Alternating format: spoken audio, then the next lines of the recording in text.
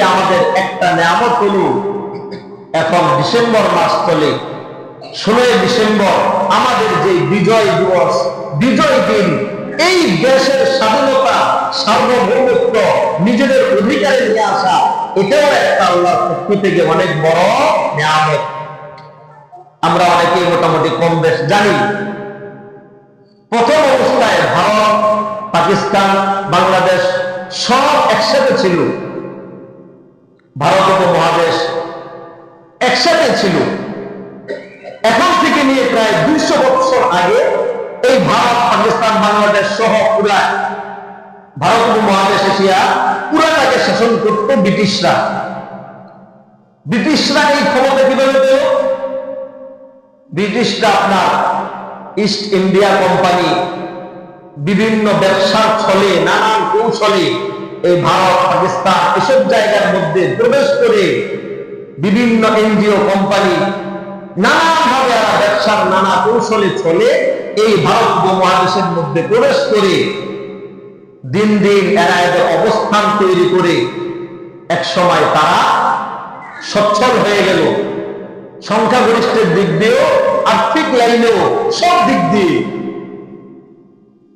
তখন আস্তে আস্তে ব্রিটিশরা এই ভারত উপমহাদেশ দখল করল।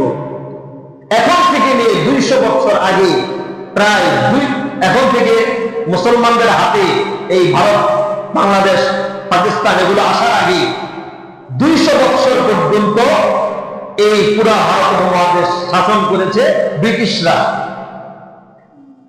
তবে এর মধ্যে দুইটা দল ছিল, বিশাল একটা সংখ্যাগরিষ্ঠ ছিল হিন্দু, মানে মুসলমান ছাড়া অন্য ধর্ম, আর বিশাল একটা সংখ্যাগরিষ্ঠ লোক ছিল মুসলমান, যারা কোরআন হাদিস মানে, ইসলাম মানে, আল্লাহ আল্লাহ রসুলকে মানে।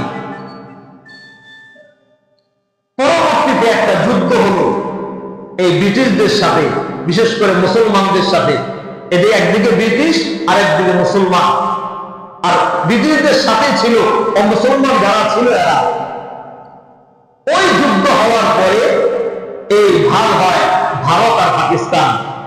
আগে তো একসাথেই ছিল। এই যুদ্ধের পরে ব্রিটিশদের সাথে যুদ্ধ হওয়ার পরে ভারত একটা রাষ্ট্র হলো, পাকিস্তান একটা আলাদা রাষ্ট্র হলো। পাকিস্তান রাষ্ট্র হওয়ার পরেও তখন আমাদের বাংলাদেশকে বলা হতো পূর্ব পাকিস্তান, আর বর্তমান যে পাকিস্তান আছে এটাকে বলা হতো পশ্চিম পাকিস্তান। এই দুইটার মাঝখানে প্রায় 1600 কিলোমিটারের মতো ব্যবধান। ওই সময় একটা ইয়েতে কিতাবে লেখা। আমাদের এই পূর্ব পাকিস্তান আর পশ্চিম পাকিস্তান দুটোটাকেই শাসন করত, যেহেতু একই দেশ। ভারত ভাগ হয়েছে, সেখানে আলাদা রাষ্ট্র কায়েম হয়েছে, সেখানে আলাদা সরকার কায়েম হয়েছে। পাকিস্তান আলাদা হয়েছে, বলা হতো এটা আমাদেরটাকে বলা হতো পূর্ব পাকিস্তান, এটাকে বলা হতো পশ্চিম পাকিস্তান। পুরা পাকিস্তান একজনে শাসন করত। তখন আমাদের প্রতি, আমরা যারা পূর্ব পাকিস্তানে ছিলাম, বাংলাদেশ পরবর্তীতে নাম দেওয়া হয়েছে, আমাদের উপর নানান ভাবে অন্যায় অবিচার জুলুম করা হতো। এক নম্বর ছিল রাজনৈতিক ভাবে পূর্ব পাকিস্তান, তাদের আমরা বৈষম্যের শিকার ছিল ওই সময়। কিতাবের মধ্যে লেখে রাজনৈতিক ভাবে পূর্ব পাকিস্তানে সংখ্যাগরিষ্ঠতা ছিল অনেক বেশি, তারপরও ক্ষমতা, শাসন সবকিছু পশ্চিম পাকিস্তান সামরিক ওনারাই করত। এভাবে চলতেছে। আরেকটা বৈষম্য ছিল পূর্ব পাকিস্তানের উপর, সেটা হলো অর্থনৈতিক ভাবে আপনার পাট, তারপর অন্যান্য কৃষি খাদ্যজাত সবকিছু পূর্ব পাকিস্তান থেকে পশ্চিম পাকিস্তানের তুলনায় পূর্ব পাকিস্তানে, আমাদের বাংলাদেশে অনেক বেশি উৎপাদিত হতো। আমাদের এখান থেকে আর্থিক লাইনে অনেক যোগান দেওয়া হতো, কিন্তু কোন ধরনের সুযোগ সুবিধা বাংলাদেশিদেরকে দেওয়া এভাবে হতো না। এর বিশাল সুযোগ সুবিধা বহন করত পশ্চিম পাকিস্তানওয়ালা। তাহলে রাজনৈতিক ভাবেও পূর্ব পাকিস্তান যারা ছিল এদেরকে দমায় রেখেছে, বৈষম্য করেছে, অর্থনৈতিক ভাবেও। এরপরে 1948 সাল থেকে এভাবেই যখন চলতেছিল, 1970 সালে একটা নির্বাচন হলো। আমরা যারা পড়েছি, কিতাবে দেখেছি, যারা ওই সময় অনেকে জীবিত ছিল, মুরব্বীরা, ওরা তো সরাসরি দেখেছে। 1970 সালে যখন নির্বাচন হয়, ওই নির্বাচনের মধ্যে নির্বাচিত হয় পূর্ব পাকিস্তানের, ওই সময় শেখ মুজিবুর রহমান ছিলেন ক্ষমতায়, বেশি সংখ্যাগরিষ্ঠ নির্বাচন ভোট পেয়েছে পূর্ব পাকিস্তানওয়ালারা। কিন্তু পূর্ব পাকিস্তানওয়ালাদেরকে ক্ষমতা না দিয়ে ওই সময়েও জোরপূর্বক দীর্ঘদিন ধরে আপনার এই ক্ষমতার শাসন পরিচালনা করতেছিল পশ্চিম পাকিস্তানওয়ালারা। যখন আপনার এই নির্বাচনের পরেও, ক্ষমতা পাওয়ার পরেও দেওয়া হলো না, তখন আস্তে আস্তে আপনার এই বাংলাদেশ, পূর্ব পাকিস্তান যেটা আগে ছিল, বর্তমান বাংলাদেশ, এদের মধ্যে আস্তে আস্তে ক্ষোভ জমতে লাগলো। রাজনৈতিক ভাবেও আমাদের সাথে বৈষম্য করা হয়েছে, অর্থনৈতিক ভাবেও এখান থেকে যোগান বেশি, কিন্তু সুযোগ সুবিধা সবচেয়ে কম।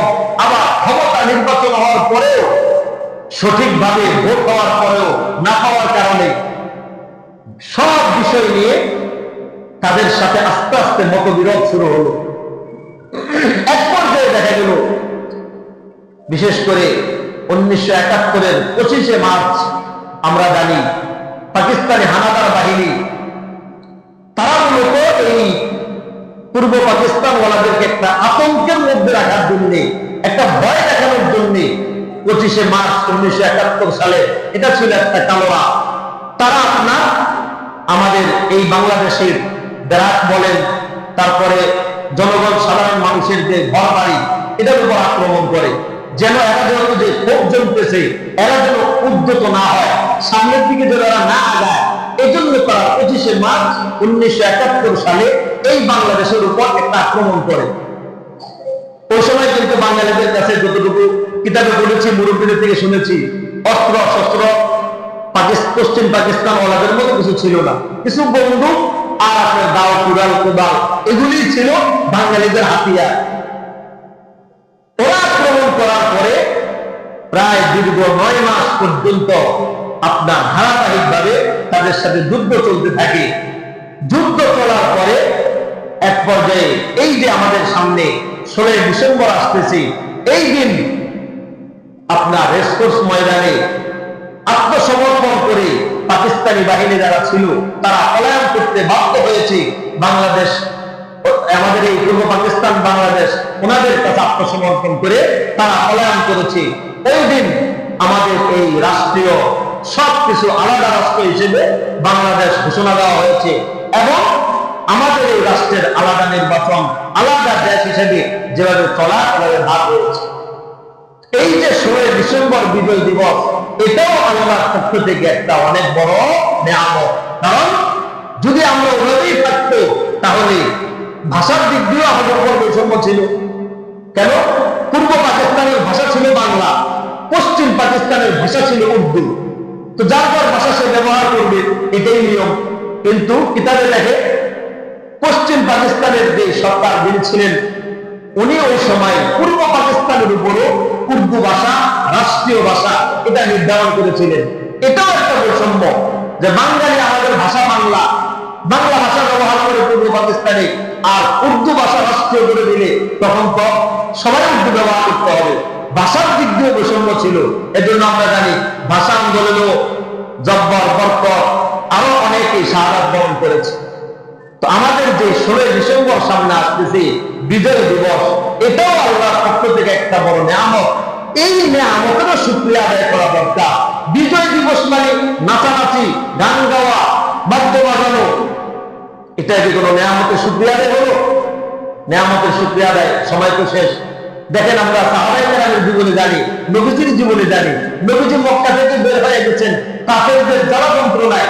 নবীজি যখন আবার মদিনার 10 বছর থাকার পরে আবার যখন বিজয়ের বেশে অনেক সাহাবায়ে কেরাম নিয়ে মক্কায় প্রবেশ করেছেন, সমস্ত কাফেররা থরথর করে কাঁপতেছিল যে মুহাম্মদকে বের করে দিলাম বাড়ি থেকে, আজকে সেই মুহাম্মদ বিজয় দেশে প্রবেশ করেছে, না জানি কি হয়।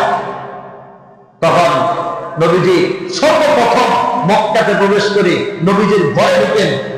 বিজয় দেশে আজকে মক্কাতে প্রবেশ করেছে 10টা বছর পরে। স্বইচ্ছায় এখান থেকে বের হন নাই। নবীজি যখন মক্কা থেকে বের হয়ে যান, বারবার মক্কার দিকে তাকিয়েছেন। সিরাতে ইবনে হিশাম একটা কিতাব আছে সিরাতের, এখানের মধ্যে লেখে নবীজি যখন মক্কা ছেড়ে চলে যাইতেছেন, নবীজি বারবার মক্কার দিকে তাকাচ্ছেন আর বলতেছেন, ওয়াল্লাহি ইন্নী লা উহিব্বুল্লাহ লাউ কানা আহলু মক্কা মা আখরাজুনি ফা আখরাজুকা। যদি এই মক্কাবাসী আমাকে, হে মক্কা, আমি তোমাকে কতটা ভালোবাসি আমি জানি, আর আল্লাহ জানে, এটা আমার মাতৃভূমি। আমি আমার এই মক্কাবাসী যদি আমাকে এই মক্কা থেকে বের না করতো, আমি এই মক্কা তোমাকে ছেড়ে যেতাম না। নবীজি 10 বছর পরে যখন মক্কায় প্রবেশ করেছেন, সর্বপ্রথম নবীজি নিজের ঘরে গিয়ে 8 রাকাত আল্লাহর কাছে নফল নামাজ আদায় করেছেন, যে বিজয় দেশে আজকে নিজের মাতৃভূমিতে স্বাধীনভাবে আর কারো জুলুম নির্যাতনের শিকার না হয়ে স্বাধীনভাবে নিজের দেশে প্রবেশ করতে পেরেছেন।